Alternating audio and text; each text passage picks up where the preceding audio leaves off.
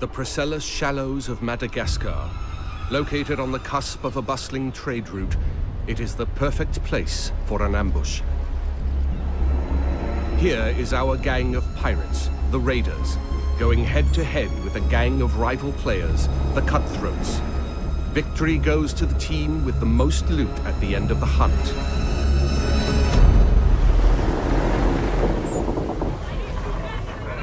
Are we ready for a hunt? Knowing how to sail with the wind is a pirate's most precious skill. Use the winds to increase your speed or to position yourself for tactical advantage in battle. To reap the most rewards, it is best to split up, some going inland, others keeping to the open sea. Each warship has unique strengths. The frigate's hull is reinforced, its arsenal equipped with numerous culverin cannons.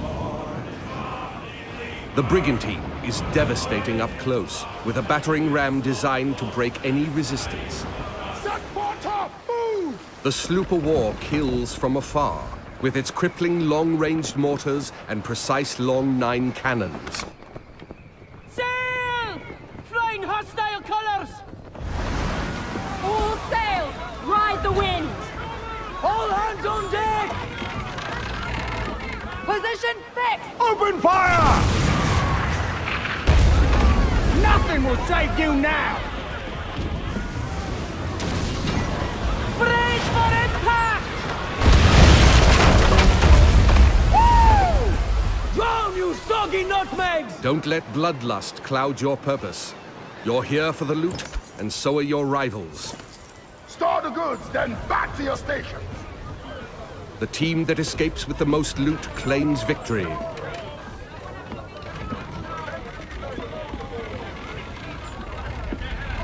Sail! Searching for more targets on the horizon, our sloop-of-war spots a rival pirate ship further inland.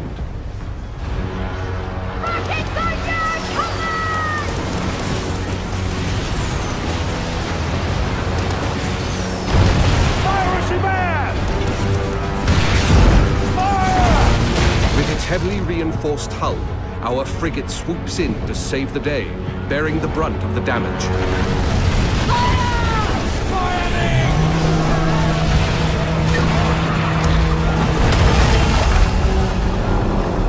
Another day, another victim! Speed, Mr. Mercy! Vamos con todo! Our gang of pirates is now taking aim at the frigate, and it will take team coordination to take her down. Fuego! Hold tight, lads! That ship's badly damaged! They're killing! We can take their ship! With the enemy ship's broadside now vulnerable, our frigate rushes in to board her. No mortar!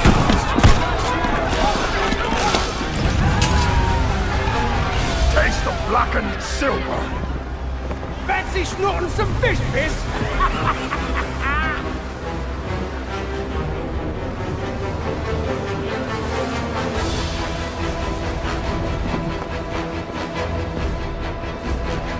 We've got pirate hunters! It's the rat fleet! Man au war! Rockets away! Pirate hunters have been sent in, signaling the end of the hunt. They target the pirates with the most stolen loot. Time to make our escape, Captain, or we are good for the news! They're firing mortars! Full tilt, Silbo! Full tilt! The pirate hunter defenses are so strong that the only option is escape. The brigantine is sacrificing herself to buy time for the frigate, who carries the most loot.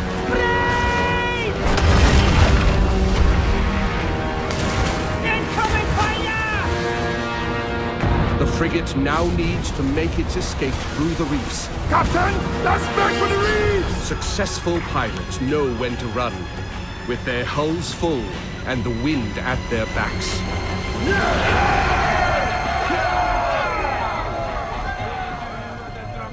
Sailor, what will we do with the drunk? Sailor, what will we do with the drunk?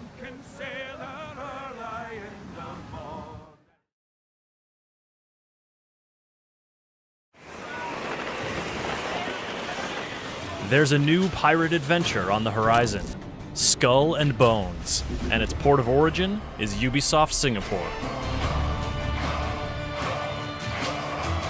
Just to be able to tell people, hey, I'm working on a pirate game, and it's the pirate game we've always dreamed about. We've always dreamed of playing this game. That resonates with a lot of us that really have dreamed about making the ultimate pirate game.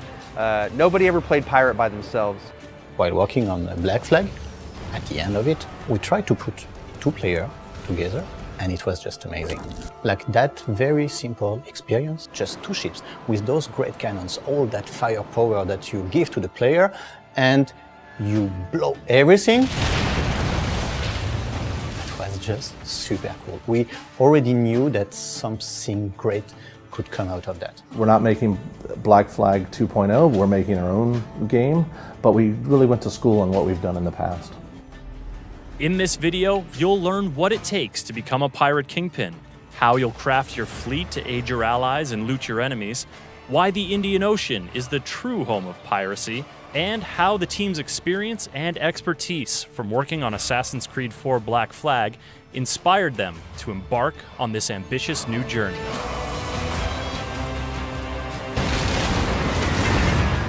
Our pirates are at the helm of the ship, so we control a giant tall ship across different classes of ships, from a small sloop to a giant frigate. The pirates themselves start out with one ship, and over time they're going to collect more and more ships. And that gives them lots of play style options and ways to take on their enemies. The other thing that it gives them a chance to do is to start to develop strengths in combat and PvP with and against other players. One of our very interesting class that we have today is a sharpshooter. Basically, it's a long gun that is on a very small ship that doesn't have a lot of defense, but can shoot very, very far, extremely strong. And we also have the frigate, which is able to basically sponge up damage. And it's very deadly when it gets its broadsides zeroed in on its target. So our vision for our classes and our ship types is very similar to traditional RPG archetypes. So we want players to have a familiar system that they understand from playing other games and other genres. We want to give the players opportunities to have lots of these different ships, so I can, depending on my situation, switch between my ships to support my teammates or support my friends, or to betray my friend or betray my former ally. The combat that we wanted to bring was multi-dimensional, and one of the strong dimensions is the positioning. Which side of his hull is stronger than the other, but also what will be the direction and the position that will give him an advantage in terms of wind positioning. The pivotal breakthrough for the experience of navigation and combat in Skull and Bones is using the wind and the ocean itself. And for us, wind is that tactical layer that lays on top of our systemic ocean. So wind is not just a navigation tool, it's how you assess a situation. It's used for positioning, to be in the right position to strike. It can be used both offensively and defensively. It's a way for you to escape quicker and gain an advantage on your prey. So we can read it in every single element of the world, read it in the stream that you can see in the world, read it in the sails, the way they are turning, the way they are inflating. The ability to position your ship so that you can bring your weapons to bear, and all kinds of different weapons, from mortars to rockets to cannons. There are a lot of key things that you have to juggle. You have the ability to go up to the crow's nest. You have a much wider FOV, almost a 360 degree if you go around view of the environment. That helps you make decisions using the wind, the environment, and the position of your target. Position fixed! Open fire! So when you're constantly learning the abilities of your ship, compounded by the weaknesses of your target, you're even able to become a more deadly predator. We want players to feel powerful, but not all of the factions are toothless. So when the player encounters these factions, he'll have to make those decisions. Is it a target I can take on by myself? Is it something where I've got to take down using my friends? I've got to call some of my buddies and my gang and bring them online with me, or I'm not going to have a chance. The world reacts, And that's where our pirate hunters come in. They represent the VOC, and they have a vested interest in securing the safety of their merchant ships. So the more thefts, the more heists that take place, the more likely it is in the world and in loot hunt that the pirate hunter is going to respond and try to hold you accountable for robbing from them. I will say that the pirate hunters are something you can't tackle by yourself, and there's going to be lots of encounters like that in Skull and Bones where you have to work together with your friends. But we'll wait and see. I mean, the idea is to put these things in a world that is logical and cohesive, and I'm not going to say it's impossible. I'm just saying don't try to do it by yourself. I'm sure someone's going to try to do it. Oh, of course. And somebody will be successful, but that guy will be legendary. The Indian Ocean was super compelling for us. It's a different setting. It has all of the major ecosystems and so many different trade resources within the world that we could build a fantasy, very strong fantasy about how pirates operated and how pirates worked inside the Indian Ocean.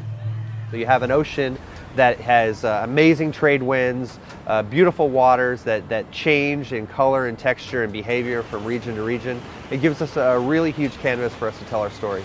We have a team who understands and lives in the middle of the Indian Ocean. And because you understand it, you can smell it almost.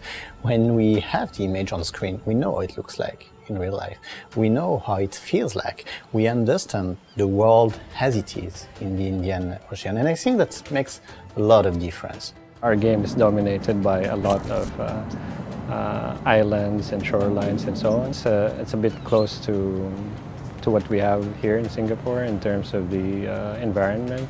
It's very tropical, there's a lot of beaches. It's a subject matter that's a bit familiar to us here. So we pay attention to the big picture, from the big composition to lighting, and all the way to the smaller details like little swaying ropes and the subtle spray from the ocean. The one thing, the adventure to go on with you as the star, your pirate is the center of this game. And then if every player is the center of the game, we make these communities and we make their own stories. And across different seasons, across different time periods, the game will live on, and we'll keep introducing new and unique content, different ships, different weapons, different items, different locations, different game modes. And I think that's what makes Skull and Bones so special, is this idea that you can create your own gang, you can have your own identity, your own flags, your own emblems, your own colors, and you can go to war with each other and build your gang up to take over the whole Indian Ocean.